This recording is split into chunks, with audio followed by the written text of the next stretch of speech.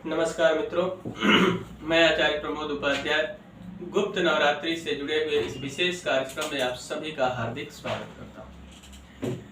मित्रों, जैसा कि आप सभी को पता ही है कि माफ कीजिएगा कि आषाढ़ मास के शुक्ल पक्ष के प्रतिपदा तिथि से आरंभ होकर नवमी तक चलने वाला यह गुप्त नवरात्रि, जिसमें भक्त अलग अलग प्रकार से देवी को प्रसन्न करने के लिए पूजा पाठ करते हैं और कई सारे लोग मंत्रों को सिद्ध करने के लिए उसका जप भी करते हैं।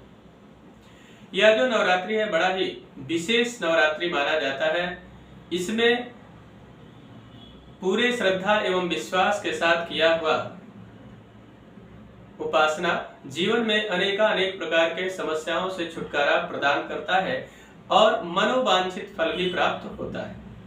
मित्रों, आज चर्चा करेंगे कि अष्टमी और नवमी तिथि के दिन क्या करें और हवन अगर करते हैं तो उसका शुभ समय क्या होगा और कब हवन करना चाहिए, कब कन्या पूजन करना चाहिए, और कुछ विशेष टोटका आप सभी को बताऊंगा जिस टोटके को करके जीवन में आ रही विशेष करके व्यापार में और लक्ष्मी से जुड़ी हुई जो भी समस्या है उन समस्याओं से आप छुटकारा प्राप्त करने में कामयाब हो सकते हैं। तो मित्रों, आषाढ़ मास के शुक्ल पक्ष की जो नवरात्रि चल रही है, गुप्त नवरात्रि, इसमें अष्टमी जो तिथि है वह अष्टमी तिथि शनिवार 17 जुलाई 2021 को अष्टमी तिथि होगी। तो बहुत सारे भक्त हैं जो अष्टमी तिथि के दिन हवन करते हैं और बहुत सारे भक्त हैं जो नवमी तिथि के दिन हवन करते हैं। तो नवमी जो तिथि है वह 18 तारीख यानी कि 18 जुलाई 2021 रविवार के दिन नवमी तिथि होगी।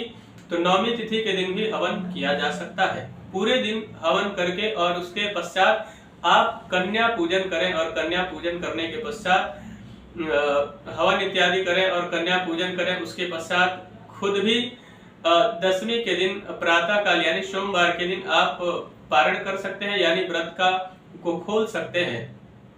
उसके अलावा आपको बता दूं कि यहाँ कुछ विशेष टोटका मैं आपको बताऊंगा जिस टोटके को करके और आप जीवन के अंदर आने वाली बाधाओं को दूर कर सकते। एकमात्र छोटा प्रयोग है, उस प्रयोग को कर लीजिए आप। अष्टमी या नवमी दोनों में से किसी भी दिन आप इस प्रयोग को कर सकते हैं। आपको मात्र एक पान का पत्ता लेना है, लेकिन पान का पत्ता साफ सुथरा होना चाहिए, फटा हुआ नहीं होना चाहिए। पान का पत्ता लेना है और पान के पत्ते पर अष्टमी या नवमी दोनों ही दिन रात्रि के समय, इस बात का विशेष ख्याल रखें, रात्रि के समय या सायंकाल के समय में पान के पत्ते को अच्छे से धो लेना है और धोने के पश्चात गुलाब का पुष्प लाना है। आपको गुलाब का फूल लाना है और गुलाब के पुष्प की 7 पंखुड़ियां तोड़नी है और उन पंखुड़ियों को पान के पत्ते के ऊपर रखना है और 7 कमल के बीज यानी कि कमल गट्टे को रखना है और ओम श्रीम श्रियै नमः इस मंत्र को बोलना है। कितने बार? 7 ही बार मंत्र को भी बोलना है। यह किस चीज के लिए होगा? आपके जीवन में विशेष करके धन से जुड़ी हुई अगर समस्या है, धन को लेकर बहुत ज्यादा परेशान है, धन कहीं फंसा है या फिर धन आने में परेशानी हो रही है, अथक प्रयास के बाद भी धन लाभ नहीं हो रहा है, उसके लिए तो यह साफ सुथरे पान के पत्ते पर 7 गुलाब के पंखुड़ियों को रखना है और 7 ही कमल गट्टा भी रखना है और रख करके सायंकाल के समय या रात्रि के समय आपको ओम श्रीम श्रियै नमः 7 बार हाथ में रखकर और बोलना है और बोलकर देवी के चरणों में आपको समर्पित कर देना है। और समर्पित करने के बाद अगर संभव हो तो 3 माला इसी मंत्र का जप रक्त चंदन के माला से आपको देवी के समक्ष बैठकर और जाप करना है। इससे जीवन में आने वाली धन से जुड़ी हुई सभी समस्याओं से आपको छुटकारा मिलेगी और देवी की विशेष कृपा आप पर बरसेगी। जो लोग बहुत अधिक कर्ज से दबे हुए हैं यानी कि कर्ज से छुटकारा मिलने का कहीं नामो निशान नहीं है, ऐसे लोगों के लिए एक दूसरा प्रयोग है, लेकिन वह भी प्रयोग पान के पत्ते पर ही होगा।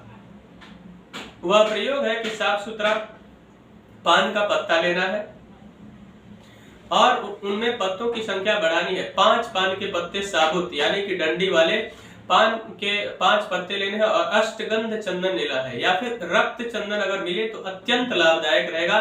रक्त चंदन से आपको श्रीम लिखना है उस पर, लेकिन यह समय होगा शाम का ही या रात्रि का समय। श्रीम लिखना है रक्त चंदन से, श्रीम लिखें और 5 पर 2-2 लौंग और 2-2 इलायची रख करके और देवी के चरणों में समर्पित करें। और समर्पित करने के पश्चात जिस मंत्र को मैंने बताया है पूर्व में कि ओम श्रीम श्रीयै नमः, इस मंत्र का आपको वही रक्त चंदन के माला से 3 माला जप करना है कि हे देवी, मैं आपके चरणों में इसको समर्पित करती हूँ। मेरे जीवन में जो भी ऋण से जुड़ी हुई समस्या है उन समस्याओं से मुझे छुटकारा प्रदान करें, आपकी विशेष कृपा मुझ पर भी बरसे। इसी कामना के साथ अगर आपने ये टोटका किया तो निश्चित मान लीजिए कि जीवन में आ रही समस्याओं से आपको निश्चित तौर पर छुटकारा मिलेगा और जीवन में खुशियां ही खुशियां मिलेंगी। तो मित्रों, मुझे आशा है कि मेरा यह कार्यक्रम आप सभी को पसंद आया होगा।